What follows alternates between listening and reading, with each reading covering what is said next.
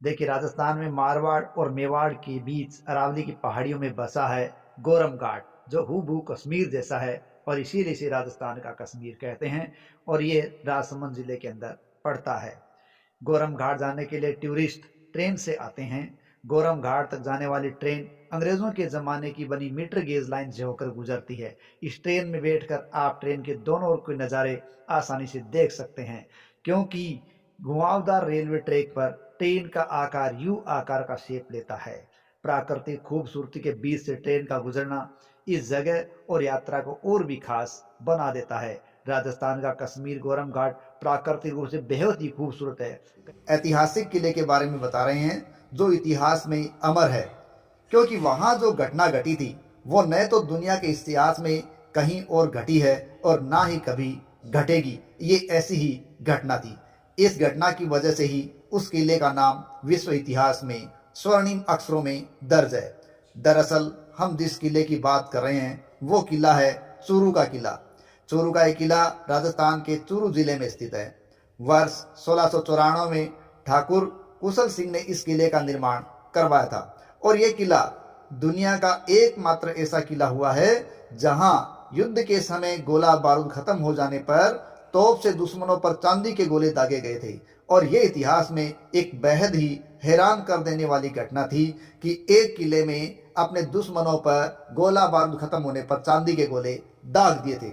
दरअसल घटना इस प्रकार की है कि वर्ष 1814 की बात है। उस समय चूरू के किले पर ठाकुर कुशाल सिंह के वंशज ठाकुर शिवजी सिंह का राज था। इतिहासकारों की माने तो ठाकुर शिवजी सिंह की सेना में 200 पैदल और 200 घुड़सवार सैनिक थे।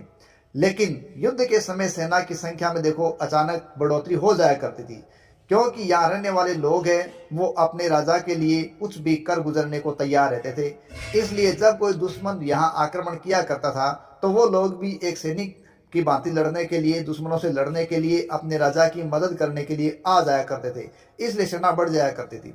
साल 1814 में अगस्त का महीना था। उस समय बीकानेर रियासत के राजा सूरत सिंह थे। तो सूरत सिंह ने अपनी सेना के साथ चूरू के किले पर हमला बोल दिया। इधर ठाकुर शिवजी सिंह ने भी अपनी सेना के साथ साथ उनका डटकर मुकाबला किया था। लेकिन कुछ दिनों की इस मुकाबले के पश्चात गोला बारूद है वो चूरू के किले में समाप्त हो गया। अब गोला बारूद की कमी देखकर राजा चिंतित हो गए, क्योंकि सामने दुश्मनों से अब डटकर मुकाबला करना, लोहा लेना मुश्किल लग रहा था। लेकिन ऐसी मुश्किल परिस्थिति के अंदर भी उनकी प्रजा ने उनका भरपूर साथ दिया था और राज्य की रक्षा के लिए उन्होंने अपने सोने चांदी सब राजा पर न्योछावर कर दिए। इसके बाद ठाकुर शिवजी सिंह ने अपने सैनिकों को आदेश दिया कि दुश्मनों पर तोप से चांदी के गोले दागे जाएं और इस प्रकार तोपों ने चांदी के गोले उगलने शुरू कर दिए और इसका असर ये हुआ कि दुश्मन सेना हार गई और उसे वहां से भागने के लिए मजबूर होना पड़ा था। लेकिन इस घटना ने चूरू के इस गढ़ को भारत और संपूर्ण विश्व के इतिहास में अमर कर दिया। दूसरी से छठी शताब्दी तक भारत में अलग अलग क्षेत्रों में हूणों के समुदाय ने राज किया था। भारत में सबसे पहले आने वाले हूणों में कीदाराइट हूण थे। हूण अलग अलग तरीके के थे। हूण मध्य एशिया के रहने वाले कबीले थे।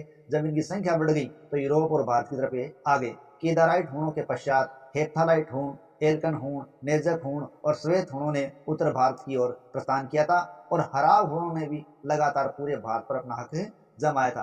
कीदाराइट नाम उनके राजा किदार के नाम पर पड़ा था। चीन की एक किताब है द बुक ऑफ वू, उसमें कीदाराइट हूणों के साइबेरिया से कांधार होते हुए पंजाब के रास्ते हिंदुस्तान में आने का उल्लेख है। देखिए, नॉर्थ ईस्ट में यदि किसी हिल स्टेशन का नाम लिया जाता है तो वो सबसे पहला नाम आता है दार्जिलिंग का। लेकिन शायद ही लोगों को ये पता हो कि दार्जिलिंग गंदे हिल स्टेशनों की सूची में सबसे पहले नंबर पर आता है। इसके अलावा हिमाचल जितना प्रसिद्ध है घूमने वालों के लिए, उतनी ही भीड़ के कारण ये गंदा भी है। हिमाचल का मैक्लोडगंज, हिमाचल का कसोल, हिमाचल का ऋषिकेश, ये ऐसे क्षेत्र हैं जो गंदगी से भरे हुए हैं।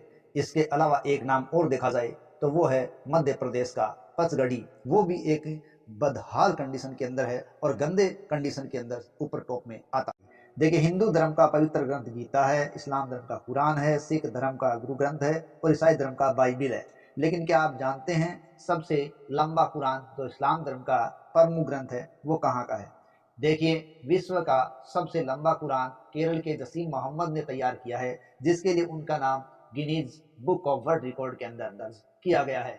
यह कुरान 1106 मीटर लंबा है और इसका वजन 118 किलो है। इस प्रकार ये दुनिया का सबसे लंबा कुरान है, जिसका रिकॉर्ड भारत के हिस्से में दर्ज हुआ है Guinness Book of World Record Jaseem Mohammad Kerala से।